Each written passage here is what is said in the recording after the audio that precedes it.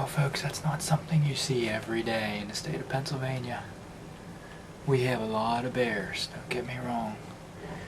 The area I'm hunting in south central Pennsylvania, the bear population is increasing. That's probably a good reason why when you see a sow and 3 cubs. I told you there was bear sign.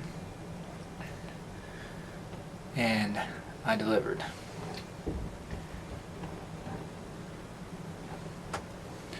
Of course, now seeing them, I don't think we're going to see much deer activity here for a while. The weather has completely changed.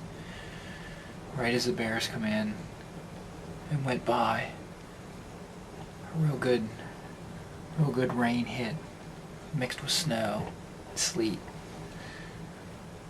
The wind is just blowing 20-25 miles an hour. The temperature's dropped at least 10 degrees.